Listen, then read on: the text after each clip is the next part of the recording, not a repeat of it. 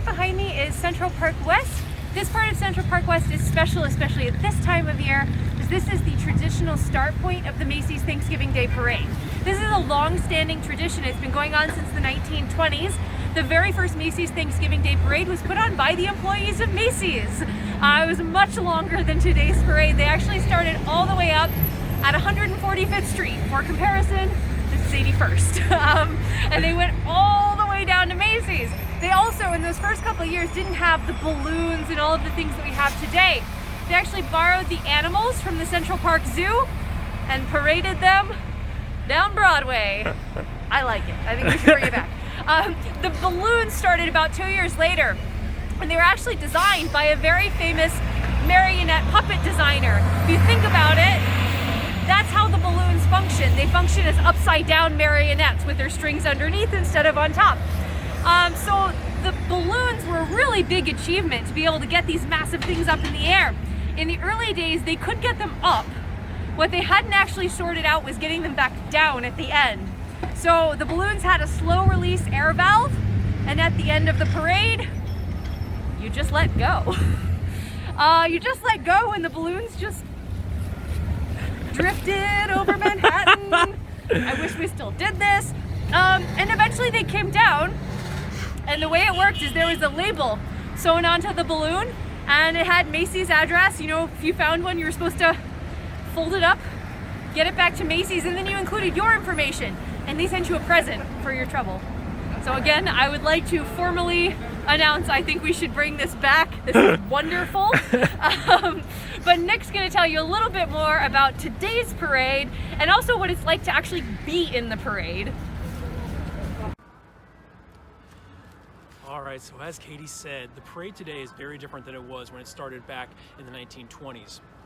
In 1953 is when one of the most massive things changed the Macy's Parade. That was the first year it was televised. Now, the reason why it became televised is because the popularity of the film Miracle on 34th Street. Now, if you ever see the film, the Macy's Parade that you see in the film is the actual parade from that year.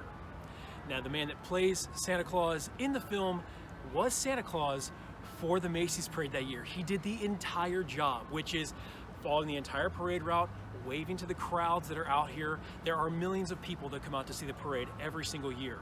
Once it ends its parade route down in Herald Square, Santa welcomes everyone to the holiday season, and back then he used to sit atop the marquee of the Macy's department store and make an address to the crowds. He would greet children and have them come and sit on his lap all day long, and he did this, and he won an Oscar for it, so good for you, sir.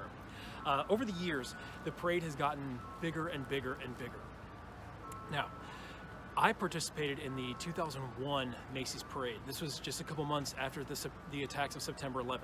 I was a junior in high school, and I was in our high school marching band, proud tuba player. That year will always be very emotional for New York, for the world, and everyone I knew that was there on that parade route that day. My band director took this honor very seriously. We were what was called the honor band, so we were the first band through the parade route. So we were the first ones to get all the way down to Herald Square, and we're actually one of the only ones who played live music on our televised portion of the parade once we got down to Herald Square. What made this even more exceptionally emotional that year was that because of the attacks of September 11th, we wanted to honor our fallen heroes. And so every single one of the members of our marching band, there are over 300 of us, we wrote letters to the family members of our fallen heroes from New York City. And on the parade that day, we all wore these ribbons. Now, a few years ago, I was clearing out some stuff in my mom's house, and I found my ribbon. So I brought it back with me, and I hadn't really thought about the name on here for a while. The name on here is Thomas Casoria. He was a firefighter with Engine 22, which is located on the Upper East Side here in Manhattan. I hadn't really looked anything up about him back in high school. I guess I never really thought about it, and so I took the time to see who he was. Thomas Casoria was a native New Yorker, born and bred in Queens, east of Manhattan. He was a high school baseball star and was a proud firefighter alongside his brother, who was also a firefighter in New York City. Tommy passed away in the South Tower that day on September 11th. He had gone back in to help a colleague, help someone down from, I believe, the 4th floor.